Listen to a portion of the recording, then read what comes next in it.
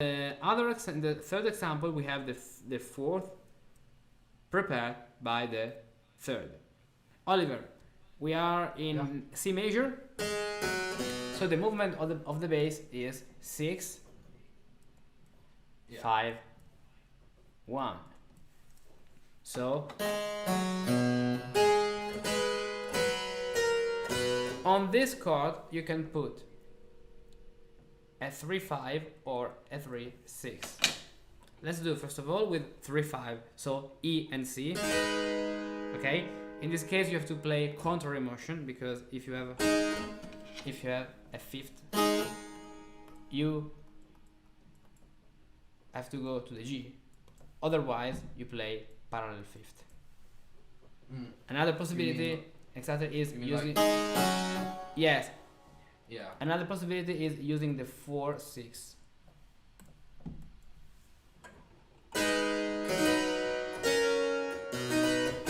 So 5, 6, 5. But this is not about the scale. We have the fourth without the 6. Okay? Exactly. So contrary motion, if we use the yes. Exactly. So for example, and then C. Exactly. So you don't have the fifth of A minor. You can have the fifth. If you play A, C, E, and A, okay, then exactly contrary motion with all the other voices.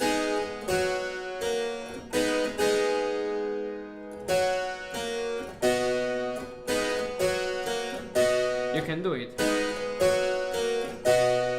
The melody is 1, 2, and 3. The melody is, C, D, and E. The melody is the green.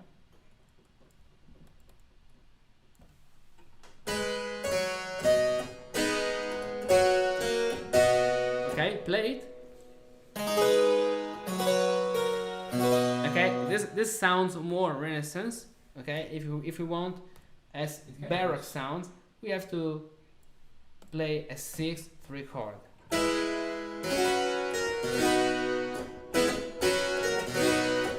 Do it.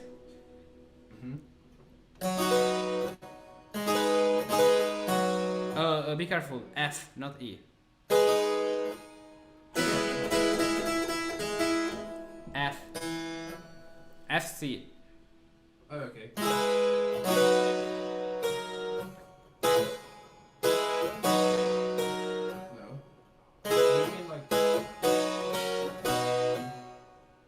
Without the 6 here.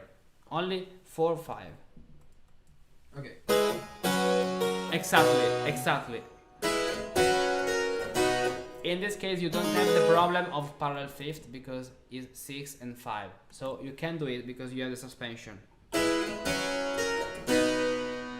Another interesting thing you can do is using the sharp here. The sharp and 6th. Try it, play it. In some cases, it can be good. Maybe with like a passing tone. So this way.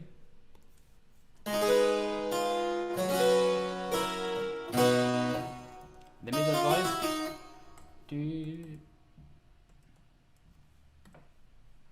And the middle voice, I write you the middle voice. The top voice has the middle voice here. So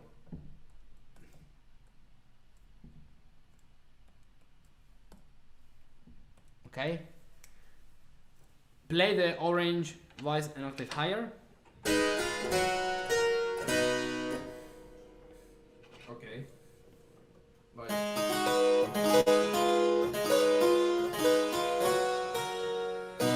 Exactly. Or you can play as it is written. It works. Okay, we have 3 possibilities. So with the 3-5 chord, with the 6 chord, and with the sharp 6. Second example, we are in D minor. So in this case, the use of the sharp 6 is really late because there is an augmented 6, B flat and G sharp, as you can see. This is an augmented 6.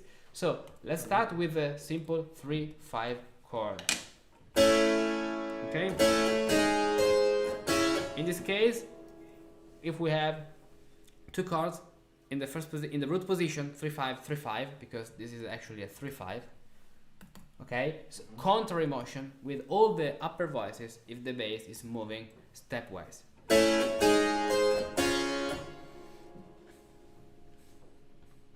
Okay.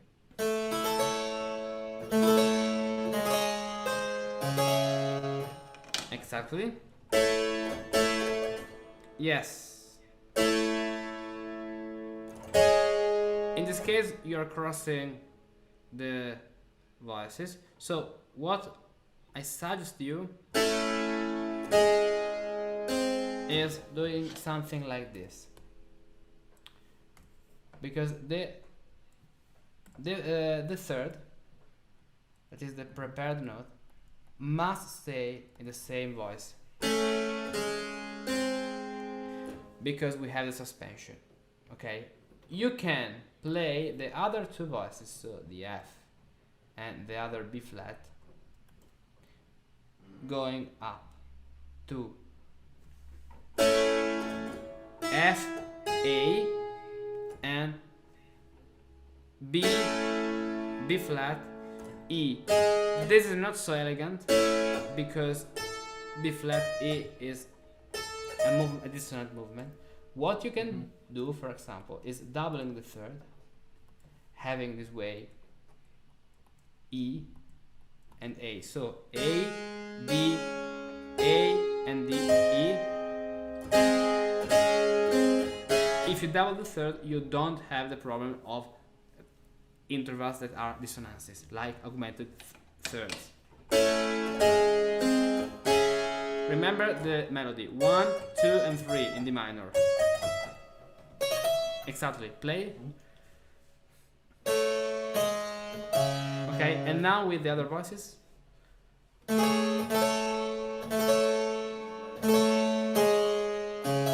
Exactly, but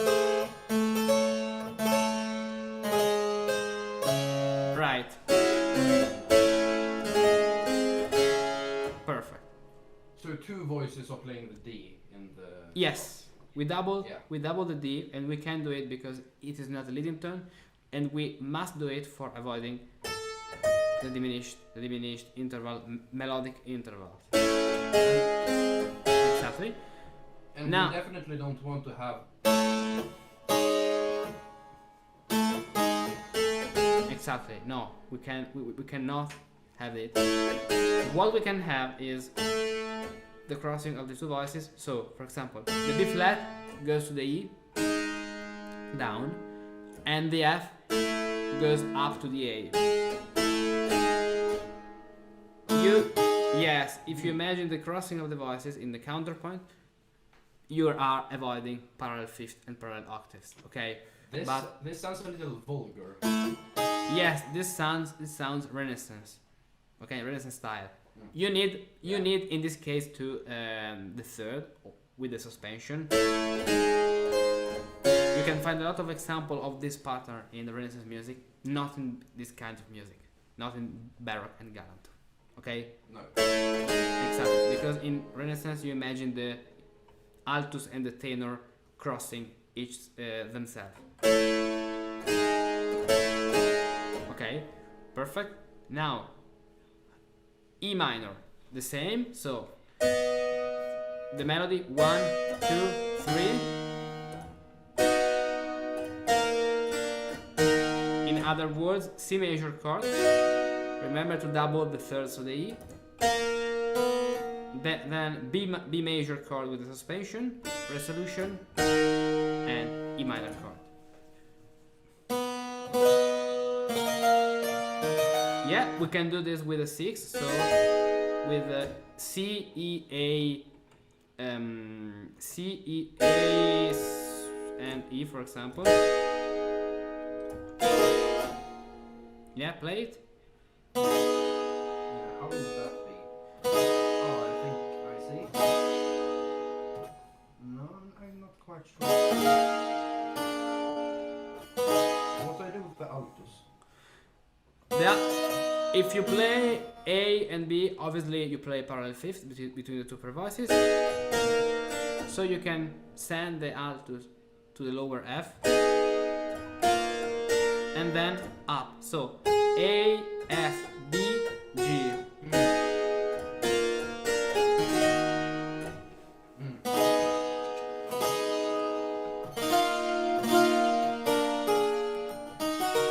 Exactly this way. The altos, an octave higher, obviously.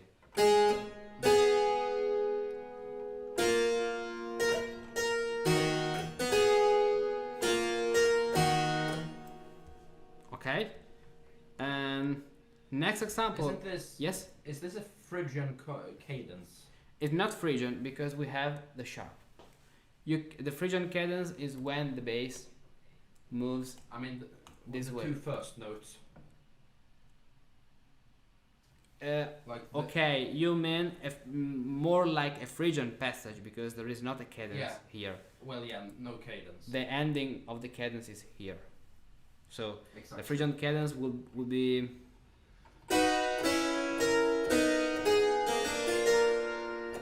stops on this point. Yeah.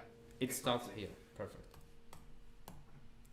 Next example, F major. Go. Let's see.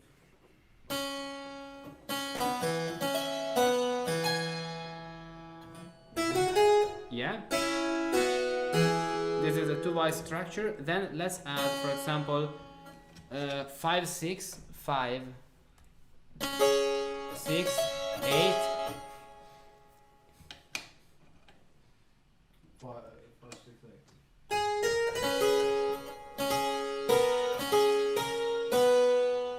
Okay. Yes, but with the middle voice. So.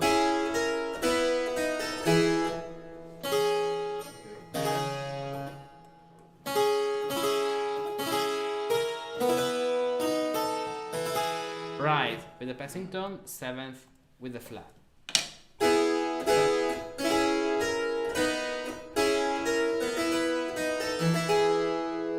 And if we want to add another voice, for example,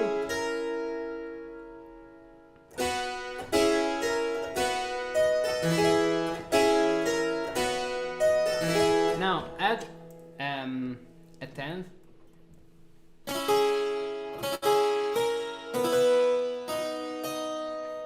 On the E, play on the first D, play D, F, A, and F. Oh.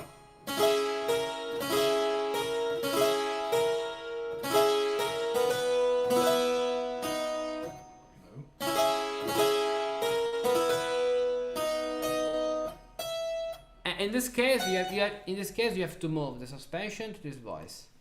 And here the 3 goes to the 5th. 3 5.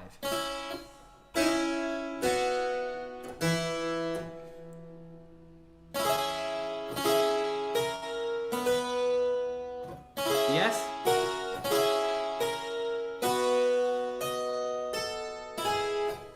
Exactly. Okay, I think so.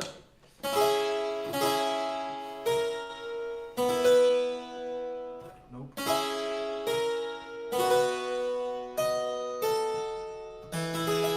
Okay, exactly. Yeah. Then G major, I play this one.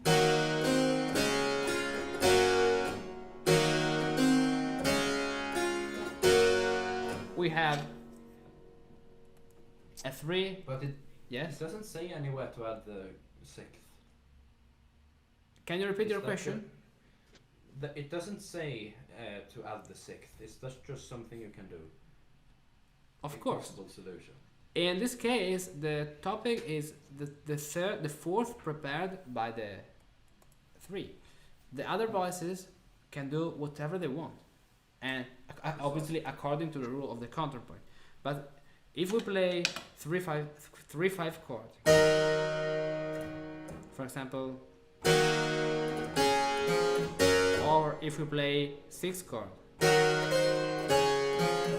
in both cases we have the third,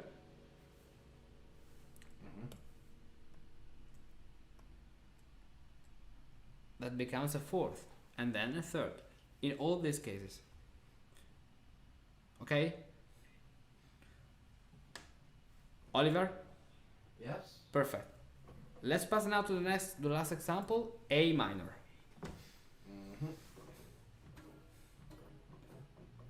Yeah, that should be right, shouldn't it?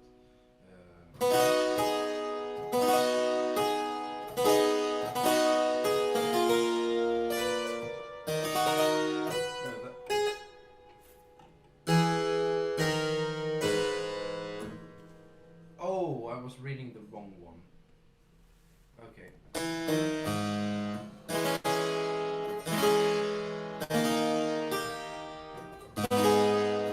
Yes, if you want the fifth in the upper voice, you need the octave here, so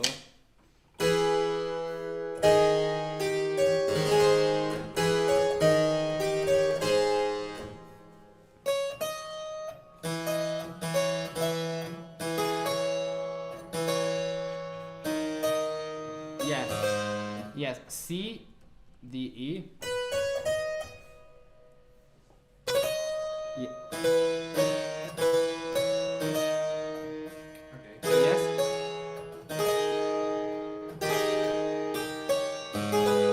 Exactly, or end with the sharp if you want to play a conclusive cadence. If you're looking for a familiar place where you can learn and share everything about partimenti, today it exists. Get to know enthusiasts like you from all over the world, learn from all your future friends, and share your skills with them. Join Partimates, the Discord server entirely dedicated to partimenti improvisation and composition.